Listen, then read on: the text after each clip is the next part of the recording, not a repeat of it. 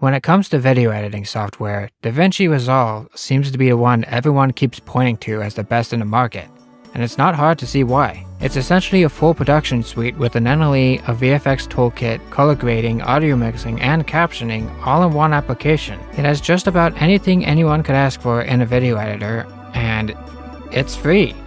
Mostly. There are a few effects and higher end features that are locked behind a one-time fee of $300, but not only is the free version practically fully featured already, but in an age of predatory subscription models, a one-time fee like this is a godsend. On paper, DaVinci Resolve should be the greatest video editor ever, both as a free and as a paid option, which is why, out of curiosity and after 2 years of using Hitfilm, I decided to try and give Resolve a shot, see if it's worth the hype. And all I can say is that after 3 weeks or so of playing around with DaVinci and trying to learn it, I have never been this conflicted before. Calling my experience with DaVinci Resolve a mixed bag doesn't cut it. I really like this program. I also think it's a complete mess. I find it both easy and needlessly difficult to use. Parts of it run incredibly well, while other parts are unusable, alright? I have so much to say about Resolve and my experience with it that I really don't know how to say it all. It's to the point where I'm questioning myself and literally everything I've learned about video editing, and it has taken 5 iterations of the script to get it all down in a semi-cohesive manner. So bear with me here, alright, and understand you may not agree with me.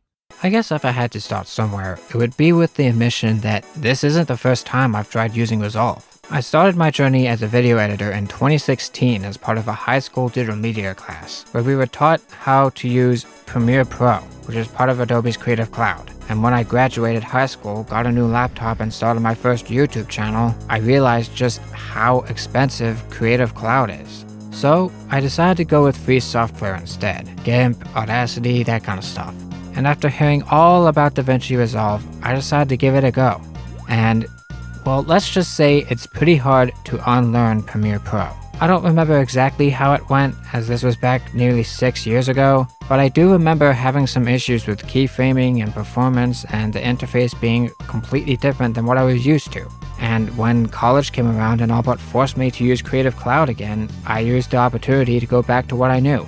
Then cue 4 years or so of paying to use Premiere for both college and YouTube, and while I did have a student discount, I stood to lose it when I graduated college. And by that time, I'd grown sick of the constant updates and the crashes and the bugs, and I was also having financial problems. So I decided to ditch Adobe for good and switch to a new set of programs going forward, which I now know was the best choice I could have possibly made.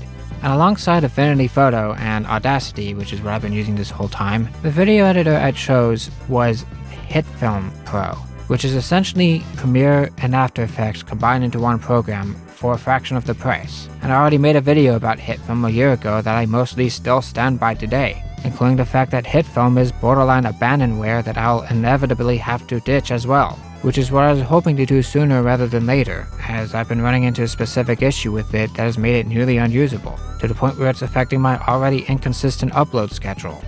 And that's where DaVinci Resolve comes into play again. I figured now that I have much more video editing experience, I'd give it another shot. And this time around, I at least have a lot more respect for it. After all, it's absolutely insane that something this fully featured is pretty much free, but when it comes to actually using the program, I can't help but remember why I stopped using it in the first place. You start with the media page, where you're supposed to import and organize media to use in your project. Then you have the cut page, which is kinda unnecessary as it's just a cut down version of the edit page, which is the part that resembles Premiere the most. This is where you place footage down, cut it, retime it, move it around, apply effects, all the basic things an editor would do. And when it comes to the basics, I very quickly found it to be one of the best. It's smooth, fast, and just feels good to use, and you can set up keyboard shortcuts to make it even more efficient. You also have a lot of control over transitions, and you can make compound clips and crop footage and do all sorts of cool things real fast. For simpler editing tasks, the edit page is pretty much as good as it gets, which is good since pretty much everything else in the program hinges on it.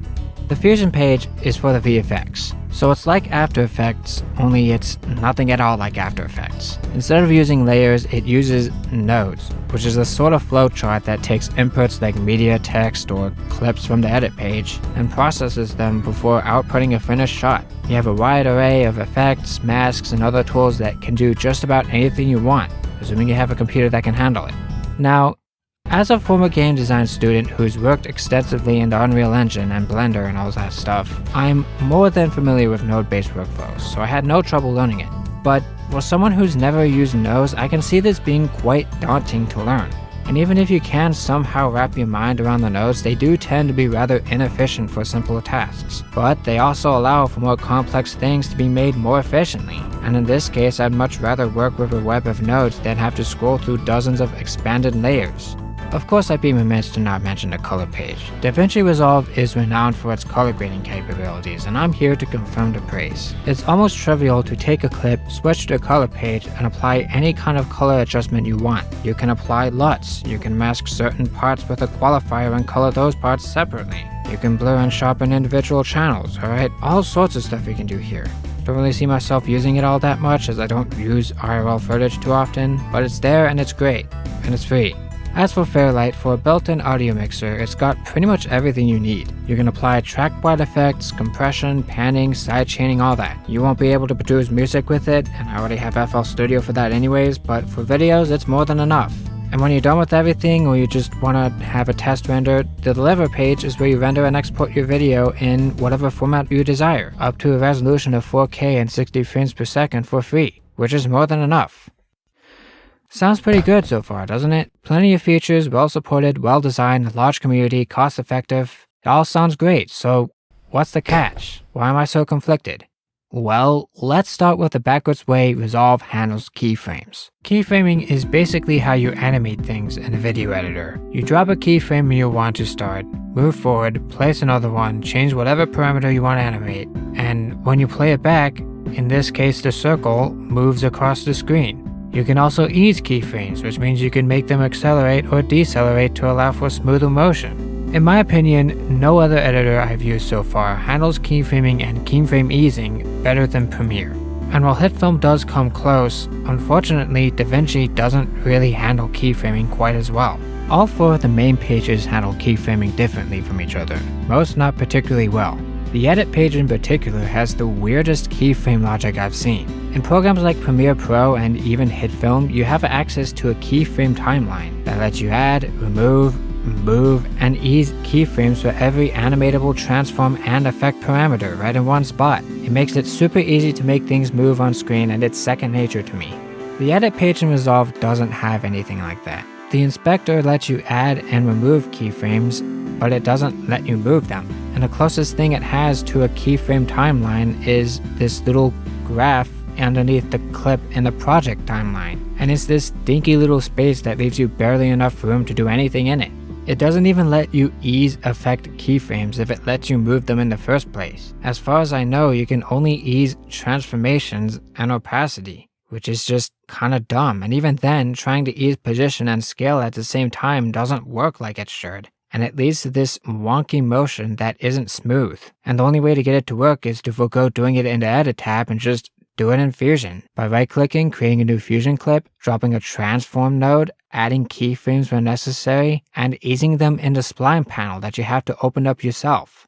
As someone who uses a ton of keyframes in my videos, I find this keyframing nonsense to be a big deal breaker, as you have to go through all these extra steps just to be able to use them properly. And Fusion is the only page of the software that does keyframes anywhere remotely like Premiere, which is inconvenient because my computer is apparently not good enough to run Fusion. Remember that laptop I got back when I graduated from high school?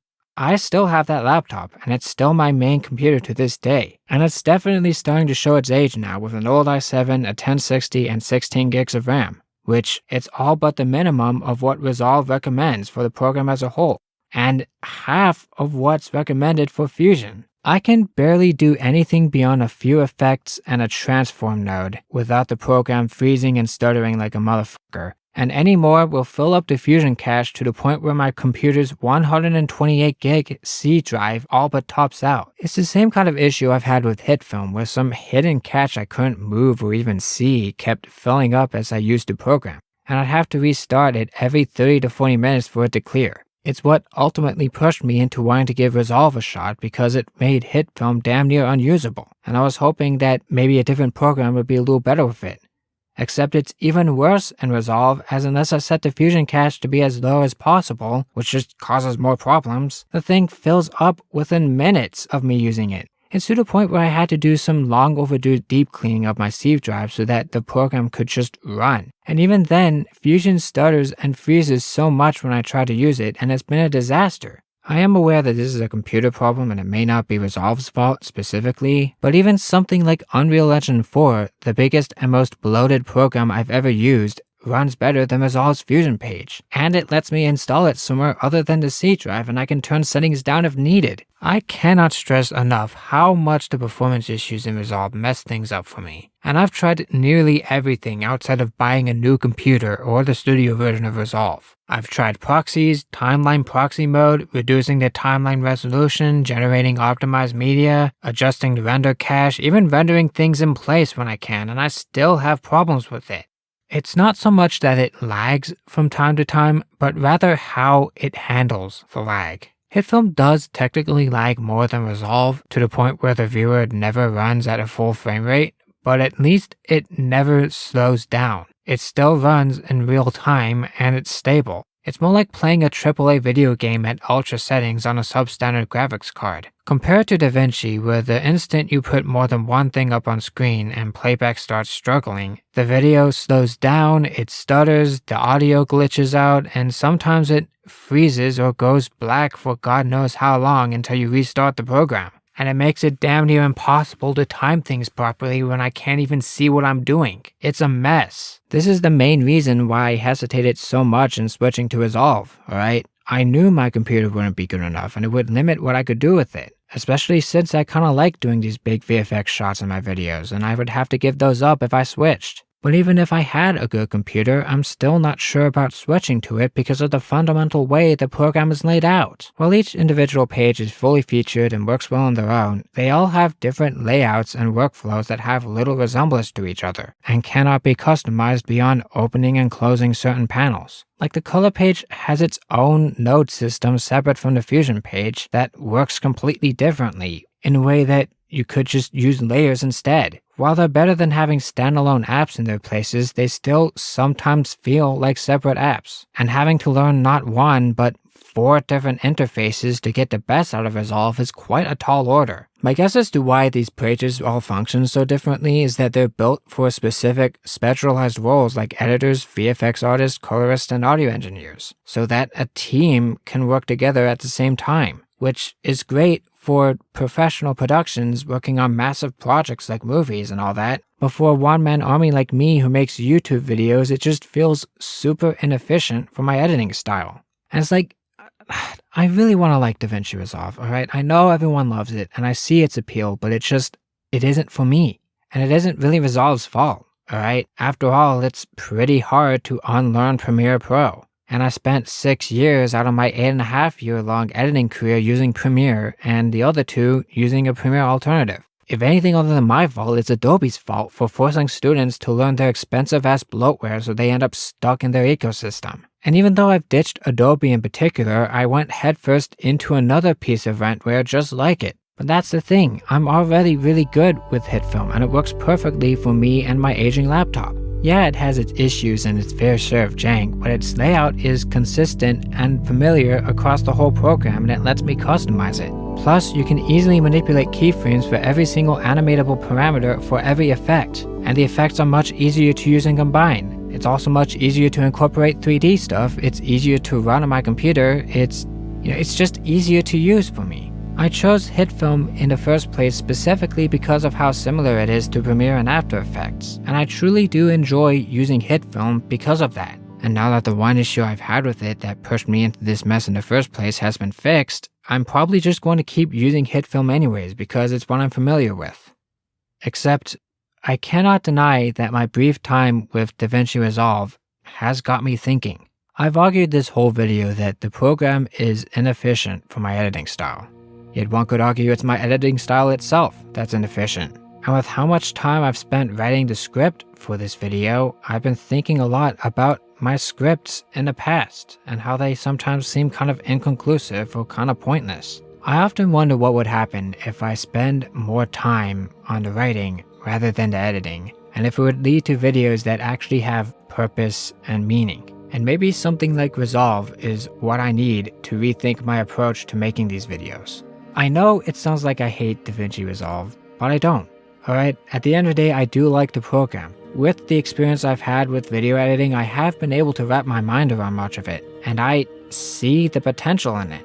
In fact, I already like it more for quicker edits than I do Hitfilm or even Premiere. And given the time and proper hardware, I can see myself getting really good at it. After all, it has several features that I've been sorely missing in Hitfilm, like working pre-renders or compound clips, or competent render times, playhead snapping, third-party add-ons, better audio playback, even animated GIF support. Do you realize that Hitfilm doesn't even let you import animated GIFs themselves? Like, you have to go through this convoluted process of splitting the GIFs and then importing the individual frames, and then you have to manually loop the footage by making copies of it and then speed it up and down yourself, and it was just so annoying to the point where you may as well just record the screen with the GIF and use the video footage. After many years of having to work around the lack of these features, having them available to me again would alone make the switch worth it. DaVinci Resolve may not be my thing, and it may be too much for my computer, but if it means I'll become a better editor, whether more efficient or more proficient, then I'm willing to put in the effort to learn it. So my plan going forward is, for the time being, to continue to use Hitfilm for JHX64 uploads, while using Resolve for my minimally edited Patreon videos, whether it be ranking my old content or preserving my old clunker maps or just other things to be determined. And if you're interested in any of that, or you want to witness my journey with Resolve, or you just want to support me, then you can become a patron for as little as $2. I want to start making longer form videos where I take more time to provide higher quality content, and your support will help me greatly in that goal. So, yeah. Give me all your money.